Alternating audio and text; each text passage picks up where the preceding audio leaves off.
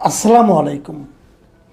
প্রিয় দর্শক, গত কদিন ধরেই একটা আলোচনা রাজনৈতিক অঙ্গনে বেশ শোনা যাচ্ছে। আমি যে একটা মিডিয়াতেও দেখলাম এই আলোচনাটা, সেটা হলো রাজনীতিতে আওয়ামী লীগ কি খুব দ্রুতই ফিরে আসছে? এই প্রশ্নটা খুব স্বাভাবিক।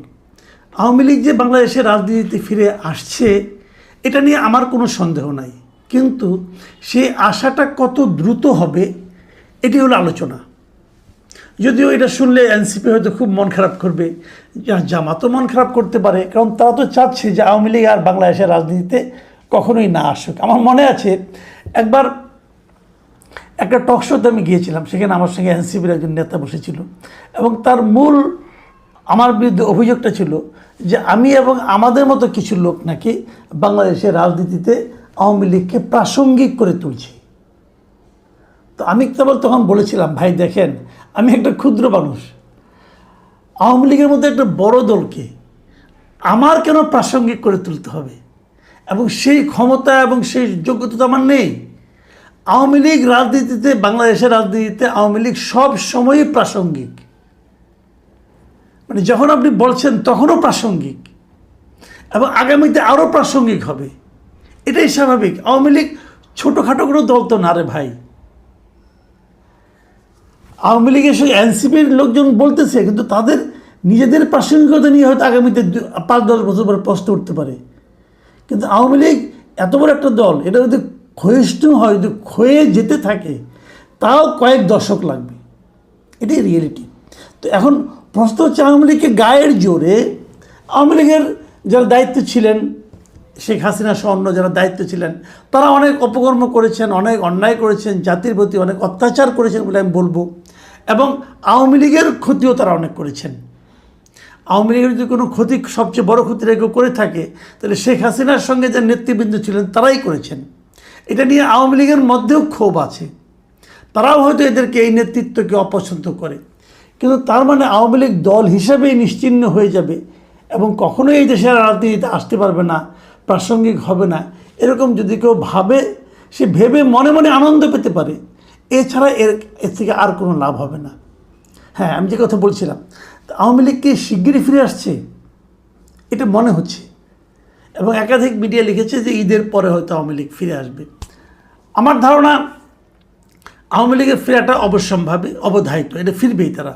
কারণ এদেশে আওয়ামী লীগের প্রত্যাবর্তনটা বিলম্বিত হতে পারত, আরও অনেক বিলম্বিত হতে পারত, যদি ডক্টর ইউনূস কিছু মূর্খের মতো কিছু আচরণ না করতেন। এবং সেই মূর্খের মতো আচরণগুলির প্রধান আচরণটা হলো যে আওয়ামী লীগের ঘরবাড়ি জ্বালিয়ে দেওয়া, গ্রামাঞ্চলে আওয়ামী লীগের নেতা, ছোটোখাটো আওয়ামী লীগের সমর্থকদের উপর মব পরিচালিত করা, এবং সবশেষ আওয়ামী লীগের রাজনৈতিক কর্মকাণ্ডকে স্থগিত করে দেওয়া। এই প্রত্যেকটা কাজ করার মাধ্যমে তাদের মেধা তাদেরকে বলেছে যে আমরা লাভ করছি। বাস্তবতা হলো তারা ক্ষতিগ্রস্ত হয়েছে এবং আওয়ামী লীগ আরও বেশি জনপ্রিয় হয়েছে। এই দেশের মানুষের একটা স্বাভাবিক, একটা সাধারণ মনস্তত্ত্ব আছে। সেই মনস্তত্ত্বটা হলো, তারা সবসময় অত্যাচারিতের পক্ষে কাজ করে। তাদের চিন্তা, তাদের ভালোবাসা, তাদের সহানুভূতি সবসময় যে মার খায় তার প্রতি থাকে। হয়তো সে মুখের উপর প্রতিবাদ করতে পারে না, কিন্তু মনে মনে ভাবে, আহা, এই লোকটাকে কেন মারছে এরা, এটা ভাবে। যে জিনিসটা নেপালে হয়েছিল, আমি সেটাই বলেছিলাম যে একটা রাজনৈতিক দলকে যদি প্রত্যাখ্যান করতে হয়, সেই প্রত্যাখ্যানের দায়িত্বটা দিতে হবে জনগণকে। জনগণ ঠিক করবে তারা কাকে চায়, কাকে চায় না। যেটা নেপালে হয়েছে, নেপালে যারা এতদিন ক্ষমতায় ছিল, এই কমিউনিস্ট বলেন, কমিউনিস্ট পার্টি বলেন, মাওবাদীরা বলেন, অথবা নেপালি কংগ্রেস বলেন, তাদের সবার ভরাডুবি হয়েছে। একেবারে নতুন একটা দল তারা কিন্তু উঠে এসেছে। তাদেরকে ভরাডুবি কে করিয়েছে? সরকার না। সরকার একদিনের জন্য তাদের রাজনৈতিক কর্মকাণ্ডকে স্থগিত করে নাই। তারা সবাই প্রচারণা চালিয়েছে তাদের মতো করে। আর এই জেনজি সাপোর্টেড যে পার্টি, তারা করেছে তাদের মতো করে। জনগণ পরিবর্তনটা চেয়েছে, জনগণ তাদের অপকর্মের জন্য তাদেরকে প্রত্যাখ্যান করেছে। এই সুযোগটা আমাদের দেশের জনগণকে দেওয়া উচিত ছিল, সেই সুযোগটা না দিয়ে ডক্টর ইউনূসের সরকার যারা আছেন এবং তাদের সঙ্গে যারা তরুণ যারা ছিলেন, তার সঙ্গে জামাত, এই লোকগুলি একটা স্থূল বুদ্ধির পরিচয় দিয়ে আওয়ামী লীগকে গায়ের জোরে কার্যক্রম স্থগিত করেছে। লাভ কি হয়েছে? লাভ হবে না। আগামীতে আওয়ামী লীগ ফিরে আসবে কী হবে সেটাও বলি। আগামীতে স্থানীয় সরকার নির্বাচন কিন্তু হবে। স্থানীয় সরকার নির্বাচন কি এবার দলীয় প্রতীকে হবে? আগে কি হতো? আগে স্থানীয় সরকার নির্বাচনের একটা পদে, মানে মেয়র পদ অথবা চেয়ারম্যান পদ, এই পদটাকে তারা দলীয়ভাবে করতো, মানে প্রতীক থাকতো, দলীয় প্রতীক থাকতো। আমি মনে করি এটা ভুল, এবং এই ভুলের খেসারত কিন্তু আওয়ামী লীগ দিয়েছে। এটা আওয়ামী লীগই প্রবর্তন করেছিল, আওয়ামী লীগ এই ভুলের খেসারত দিয়েছে। আর কাউন্সিলর, মেম্বার অথবা কমিশনার যারা আছে তাদের নির্বাচনটা হয় নির্দলীয়ভাবে। অন্তর্বর্তীকালীন সরকার দায়িত্ব নেওয়ার পর তারা সমস্ত মেয়র, মানে পৌরসভার মেয়র এবং কাউন্সিলর এবং কমিশনার এবং সিটি কর্পোরেশনের মেয়র এবং কাউন্সিলর সব পদগুলোকে বাতিল করে দিয়েছে। এটা আমি মনে করি একটা অন্যায় করেছে। যাই হোক, তারা করেছে। করার পর তারপর তারা সেগুলোতে প্রশাসক নিয়োগ করেছে। এই প্রশাসক কারা ছিল? বিভিন্ন পর্যায়ে সরকারি কর্মকর্তারা ছিল। এর বিপরীতে এই সরকার দায়িত্ব নিয়ে প্রথমে যে কাজটা করেছে, সেই প্রশাসকগুলিকে সরিয়ে নতুন প্রশাসক নিয়োগ করেছে। এরা কাকে করেছে? বিএনপি পন্থী লোকজনকে করেছে। বিএনপির লোকজনকে, বিএনপির দলের নেতাদেরকে এই সিটি কর্পোরেশনে, এর মধ্যে দেশের 12টা সিটি কর্পোরেশনের মধ্যে 11টাতে তারা তাদের দলের লোককে মেয়র হিসেবে নিয়োগ দিয়েছে। আর আরেকটা সিটি কর্পোরেশন, যেটা নাকি চিটাগাং সিটি কর্পোরেশন, সেখানে আদালতের আদেশের মাধ্যমে তার যে লোকটা মেয়র হিসেবে আছেন উনিও তাদের দলের লোকই আছেন, বিএনপি করতেন উনি এক সময়। তো তার মানে সবগুলো সিটি কর্পোরেশন বিএনপি কিন্তু একভাবে দলীয়ভাবে দখল করেছে। আমার বিবেচনা ঠিক হয়নি। তারা হয়তো ভেবেছে আমি দখল করলাম, তারপরে 6 মাস 1 বছর পরে আমি হয়তো নির্বাচন দিব, আমি গুছিয়ে নেই। এই যে গোছানোটা আছে না, এই গোছানোটা আপনাদের জন্য বুমেরাং হবে। আমি এটা কালকেও বলেছি, আজকে আবারও বলি, বুমেরাং হবে। আমি আজকে আবার দেখলাম দেশের 42টা জেলা পরিষদে তারা প্রশাসক নিয়োগ করেছে, এবং বলা বাহুল্য এগুলোতেও সব দলীয় লোক কিন্তু তাদের দলের লোকজনকে নিয়োগ করেছে। এবং যারা এমপি ইলেকশনে হেরেছে তাদেরকে এনে জেলা পরিষদের প্রশাসক বানিয়েছে। আমি মনে করি এগুলো বুমেরাং হবে। তারপরে বিএনপি তাদের রাজনীতি তাদের মতো করে করবে, এবং এটা ফেরানোর জন্য শেষ পর্যন্ত নির্বাচনে কারচুপি করবে কিনা আমি জানি না, তবে সে আশঙ্কা আমি কিন্তু দেখতে পাচ্ছি। যদি সেরকম কিছু হয় তার পরিণতিও বিএনপিকেই ভোগ করতে হবে। আমি জানি না কী হবে। যাই হোক, আমরা অপেক্ষা করি।